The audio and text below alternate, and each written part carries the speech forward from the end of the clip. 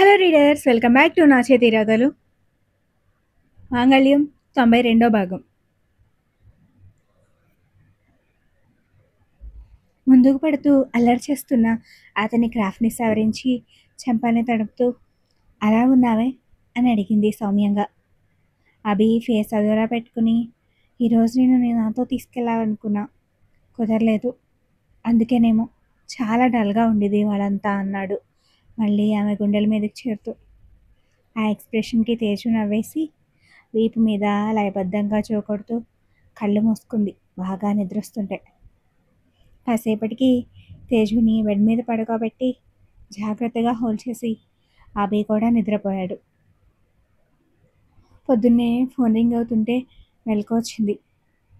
Vamsi calling అని ఉండడంతో lift చేశాడు. ఇక్కడే ఉన్నావా? తేజుని డ్రాప్ చేయడానికి ఉండనా అని అడిగాడు వంశీ. ఇవాళకి వదిలే కానీ నిన్న ఎన్నిసార్లు కాల్ చేసినా లిఫ్ట్ చేయవేంట్రా అని ఆవలిస్తూ అడిగాడు అభి. నువ్వెందుకు చేస్తున్నావా నాకు తెలీదా? మీ ఆవిడని జాగ్రత్తగా తీసుకెళ్ళానో లేదో అనేగా. తీసుకెళ్ళా అని మెసేజ్ చేశాను, నువ్వు చూసుకోక నా ఫోన్ మోత మోగించావు. నాకు ఆఫీస్ ఉంది బాబు, పని చేసుకోవద్దా? అందుకే వచ్చేయమన్నా నా ఆఫీస్కి. ఎప్పుడొస్తావు? కొంపదీసి నాకు జాబ్ ఇచ్చేది మీ ఆవిడకి బాడీగార్డ్గా కాదు కదా అని అనుమానంగా అడిగాడు వంశీ. ఐడియా బాగుంది, వచ్చేయ్, నీ శాలరీకి డబ్బులు ఇస్తా. నా చెల్లిని చూసుకోవడానికి నువ్వు డబ్బులు ఇచ్చేదేంట్రా ఇడియట్? నువ్వు లేనప్పుడు నేనే చూసుకునేది, మర్చిపోయావేమో అని వెటకారంగా అన్నాడు. రేయ్, ఎక్కువైంది, మూసుకుని ఆఫీస్కి పో అని కట్ చేశాడు అభి. అప్పుడే నిద్రలేచి పక్కకి చూసిన తేజుకి అభి కనిపిస్తుండేసరికి కళ్ళు నులుముకుంది. రోజు తను లేచే టైంకి వెళ్ళిపోయే అతను ఈరోజు ఇంకా బెడ్ మీదనే ఉండడంతో ఆఫీస్కి వెళ్ళట్లేదా ఇవాళ అని అడిగింది. అత్తయ్యకి విజిటింగ్ ఉంది కదా, మర్చిపోయావా అన్నాడు నలిపేసిన ఆమె కళ్ళ మీద ముద్దు పెడుతూ. అవును కదా, మర్చిపోయాను అంటూ బెడ్ దిగింది ఫాస్ట్గా. హే, మెల్లగా అంటూ వచ్చి పట్టుకున్నాడు. నాకు ఇంకా 4th మంత్నే అభి, నీ ఓవర్ కేరింగ్తో చచ్చిపోతున్నా. నోర్మి, అలాంటివి మాట్లాడొద్దని ఎన్నిసార్లు చెప్పాలి అని కస్తాడు. నీకు ఈ మధ్య కోపం ఎక్కువ అవుతుంది అని గుర్రుగా చూస్తూ అంది. దీనికేనా? మమ్మీ ఉండుంటే 4 ముట్టేది, అప్పుడు లైన్లోకి వస్తావు. ఇప్పుడు మాత్రం ఏం తక్కువైందట? ఒక్కసారి తినడం లేట్ అయినా, కాస్త డైట్ తప్పినా ఫోన్లోనే అక్షంతలు వేస్తుంది. తను నీతో లేదని భయం, ఎంతైనా దగ్గరుండి చూసుకోవడం వేరు కదా తేజు. నీకు అనిపిస్తుందా దూరంగా ఉన్నావని? రోజులానే ఆఫీస్కి వెళ్ళొచ్చేస్తావు, కాకపోతే నేను లేవకముందే వెళ్ళిపోయి లేటుగా వస్తావు. ఇంకా అత్త అయితే వారంలో 4 రోజులు తక్కువ తిరగదు నా దగ్గరికి అని నవ్వుతూ అంది. కానీ అత్తయ్యని మిస్ అవుతున్నావుగా అన్నాడు ఆమె చెంపని నిమురుతూ. ట్రీట్మెంట్కి ఒప్పుకుంది కదా, తొందరలోనే క్యూర్ అయి వచ్చేస్తుంది. అప్పుడు చాలా భయపడిపోయి ఏదేదో అనేసా. ఆ కోపంలో నీతో 2 రోజులు మాట్లాడలేదు, చెప్పకుండా వచ్చేసాను. కానీ తర్వాత ఆలోచిస్తే అనిపించింది, నేను పక్కనే ఉన్నా ఆపలేకపోయానంటే మన చేతిలో ఏముంది? ఆలోచించుకో, లీవ్ ఇట్ అనేసి ఫ్రెష్ అవ్వడానికి వెళ్ళాడు అభి. ఆ రోజు తను అతన్ని తిట్టేసి చెప్పకుండా వచ్చేసిన వెనకే తన కోసం వచ్చాడని గుర్తొచ్చింది తేజుకి. అసలు ఆ రోజు ఏమైందంటే, హాస్పిటల్ నుంచి వచ్చేసి వంశీని తోడుగా ఉండమని నిద్రపోయింది తేజు. వంశీ కూడా కాసేపటికి పడుకున్నాడు. ఫోన్ వైబ్రేషన్ రావడంతో లేచాడు మళ్ళీ. డోర్ తీ అన్నాడు అభి ఫోన్లో. వెళ్ళి తీసి ఒక్కటే వచ్చేసింది, భయం వేసింది అంటుంది. ఎలా పంపేశావురా అని కోపంగా అడిగాడు. చెప్పకుండా వచ్చేసింది, నువ్వు వెళ్ళు అన్నాడు అభి. సరే జాగ్రత్త అని వంశీ వెళ్ళిపోయాడు. పడిలిపోయినట్టున్న తేజు మొహం చూసి అభికి చాలా బాధేసింది. కూర్చుని నిద్రపోతుంటే దగ్గరకు తీసుకుని గట్టిగా తనలోకి పదుకున్నాడు. అప్పటికే భయం ఉన్న భయం మనసులోని చింత వల్లనేమో తను కూడా అతనికి దగ్గరగా జరిగింది. కాసేపటికి మెలకొచ్చి నువ్వా ఎప్పుడొచ్చావంటూ దూరం జరగబోయింది. వెళ్ళనివ్వకుండా ఇక్కడికి ఎందుకు వచ్చావు నువ్వు, కనీసం చెప్పలేదు అని సీరియస్గా అడిగాడు. తేజు మాట్లాడలేదు. నీతోనే మాట్లాడుతున్నా. 2 రోజులు చేసిన మౌనవ్రతం సరిపోలేదా? ఒక్కదానివే వచ్చేసి మళ్ళీ భయమేస్తుందని ఏడుస్తున్నావా? నేనేమి ఏడవలేదు. నా భయం మా అమ్మ గురించి. అదేం చెప్పిందో, ఆ అమ్మ ఎలా తీసుకుని ఇంతవరకు తెచ్చుకుందో. ఇంకా నువ్వు అసలు నాతో మాట్లాడుకో అంది మొహం తిప్పుకుని. ఉఫ్, మాట్లాడే ఛాన్స్ ఇవ్వవే నాకు. నువ్వు భయపడినట్టుగా ఏం జరగదు. అత్తయ్యకి శ్రావణి వల్లే అలా అయిందంటే నేను నమ్మట్లేదు తేజు. అసలు నీతో ఏం చెప్పింది అత్తయ్య అని గట్టిగా అడిగేసరికి తనకి అర్థమైనంత వరకు చెప్పింది. అదే అత్తయ్య నమ్మి ఉండదు తేజు. తనకి అంతా తెలుసు. నువ్వు భయపడుతున్నావంటే నేను అలా లైట్ తీసుకుంటాను. శ్రావణి గురించి అత్తయ్యకి నేను ఎప్పుడో చెప్పాను, ఆ ప్రెగ్నెన్సీతో సహా అన్నాడు. నిజమా అని ఆశ్చర్యంగా అడిగింది. అదే చెప్దామంటే ఛాన్స్ ఇవ్వవే. సరే, హాస్పిటల్లో గొడవ ఎందుకులే అని ఆగాను. తమరేమో నేరుగా ఇక్కడికి వచ్చేశారు అని కోపంగా అన్నాడు. తన గురించి బాధపడుతూ తల్లి ఆరోగ్యం అలా అవ్వలేదని తెలిసేసరికి చాలా రిలీఫ్ అయింది తేజుకి. నాకు భయమేసింది అభి. ఆ టైంలో చాలా లో అయిపోయాను. అందుకే ఏదేదో అనేసా అంది దిగులుగా అతని చేతులు పట్టుకుంటూ. తెలుసులే, నేనైతే వదిలేస్తున్నా. కానీ రేపు మీ అత్త ఏం చేస్తుందో మాత్రం నేను గ్యారంటీ ఇవ్వలేను అన్నాడు. నవ్వింది తేజు. ఇంటి నుంచి వంశీ వాళ్ళిద్దరికీ ఫుడ్ తెచ్చాడు. తినేసి 3 రోజుల తర్వాత కాసేపు నిద్రపోయారు. తెల్లారగానే మాలిని వచ్చేశారు. ఎవరికీ చెప్పపెట్టకుండా అక్కడికి వచ్చేస్తుందని ఫుల్గా తిట్లు పెట్టారు కోడలికి. టీచర్ ముందు బొద్దిగా నిలబడ్డ స్టూడెంట్లా సైలెంట్గా తిట్లు తిట్టించుకుంది తేజు కూడా. అలా నిలబడి ఉండగానే ఫెయింట్ అయిపోయింది. సరిగా తినక వీక్ అయిందనుకుని వెంటనే హాస్పిటల్కి తీసుకెళ్లారు. కానీ అది వీక్నెస్ వల్ల కాదని చెప్పి డాక్టర్ ప్రెగ్నెన్సీ కన్ఫర్మ్ చేశారు. ముగ్గురికి మాట రాలేదు అసలు.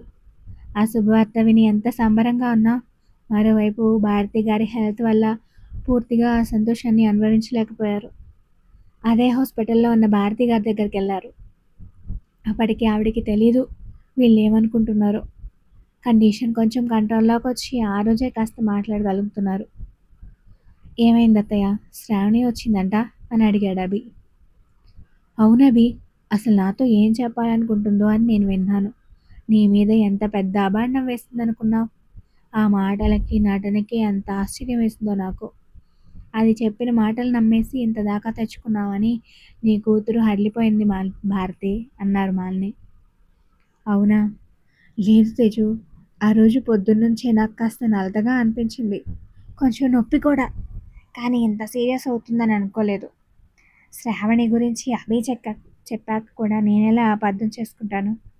రాక్షసి మిమ్మల్ని విడదీయాలని చూస్తుంది. నాకు ఓపిక లేకపోయింది కానీ లెంపలు పగలగొట్టేదాన్ని అన్నారు భారతి. ఇప్పుడు మాత్రం ఏమైంది? తొందరగా కోలుకో, దాని దగ్గరకు తీసుకెళ్తాను అంది తేజు చిన్నగా నవ్వుతూ. నవ్వారు తప్ప భారతి ఏం మాట్లాడలేదు. నువ్వు ఇలా వద్దంటే కుదరదు భారతి. ఆ రాక్షసి అనుకున్నట్టు అయ్యేలా చేయకు. పైగా నీ కూతురికి ముచ్చట్లు చేయవా? అది ఇప్పుడు కడుపుతో ఉంది.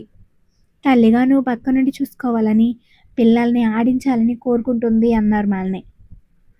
నిజమా తేజు అంటూ కూతుర్ని దగ్గరకు తీసుకుని బహుదానంద పడిపోయారు భారతి. అవునమ్మా, నువ్వు ట్రీట్మెంట్ కంటిన్యూ చేయాలి. నాకు నీ తోడు కావాలి. నువ్వు ఇలా వద్దంటే నేనేమైపోతా అని బేలగా అడిగింది తేజు. కూతుర్ని అలా చూసి వాళ్ళందరి మాట మీద ఎంత పెయిన్ అయినా భరిస్తా అని భారతి ట్రీట్మెంట్కి ఒప్పుకున్నారు. ఆ హాస్పిటల్లోనే స్పెషల్ ట్రీట్మెంట్ స్టార్ట్ చేశారు. పేషెంట్కి క్యూర్ అయ్యే వరకు వీక్లీ విజిటింగ్ ఉంటుందనడంతో హ్యాపీగా ఇంటికి బయలుదేరారు. నువ్వు తేజుతోనే ఉండవి, మన ఇంటికి వద్దు, నేను అప్పుడప్పుడు వచ్చి చూసి వెళ్తాను అన్నారు మాలిని. అదేంటి మమ్మీ, ఎందుకు అని షాకింగ్గా అడిగాడు అభి. ఆ రాక్షసి ఎంతగా తెగించిందో చూసావుగా. మీ ఇద్దరి మీదనే దాని దృష్టి అంతా. చాలా ప్రయత్నిస్తుంది. మొన్న నాతో మన ఇంటికి తేజు రానివ్వను అని వారసుడి గురించి ఏదేదో అనేసింది. రిస్క్ వద్దు ఈ టైంలో. నాన్సెన్స్, దానికోసం మనం దూరంగా ఉండడం ఏంటి? తేజుని జాగ్రత్తగా చూసుకుందామన్నాడు. ఎంత జాగ్రత్తగా ఉన్నా ఒక్కోసారి మన చేతులు దాటిపోతాయి అభి. తేజు పక్కనే ఉన్న భారతికి ఏమైందో చూసావుగా. అన్నీ మనమే చూసుకోగలమని గర్వం ఉండకూడదు. పైగా ఇంకా భూమి మీదకి కూడా రాని ఆ పసిబిడ్డ మీద దాని కన్ను పడడం నాకిష్టం లేదు. నువ్వేమైనా అనుకో, నీ మీద నుంచి దాని దృష్టి మరచాలి అంతే అన్నారు మాలిని. నాకు కూడా ఇక్కడే ఉండాలని ఉంది అభి. అత్త చెప్పింది నిజమే. అమ్మకి తగ్గిపోయాక మన బిడ్డతో కలిసి ఒకేసారి పుట్టింటి నుంచి అత్తారింటికి వస్తాను అంది తేజు. ఏమనుకున్నాడు? అభి కూడా ఒప్పుకున్నాడు. శ్రావణి సంగతి చూడాలి, అక్కడికి తీసుకెళ్ళు అంది తేజు. వాళ్ళతో పాటు అభి ఇంటికి వచ్చి అభిని రావద్దని చెప్పి మాధవరావు ఇంటికి వెళ్ళి శ్రావణికి ఫుల్గా కోటింగ్ ఇచ్చింది. మాలిని ఇంట్లోకి వెళ్ళిపోయాక తేజుని తీసుకుని వచ్చేసాడు అభి.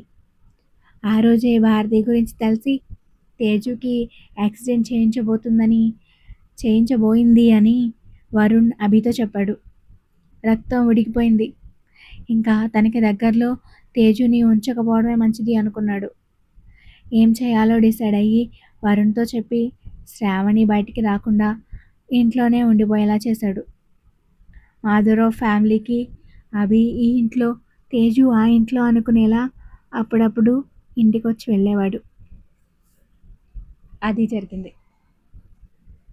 అదంతా గుర్తొచ్చి నిట్టూర్చింది తేజు. ఇద్దరూ హాస్పిటల్కి వెళ్ళి భారతి గారిని చూసి తేజుకి చెకప్ కూడా చేయించి ఇంటికి వచ్చేసారు.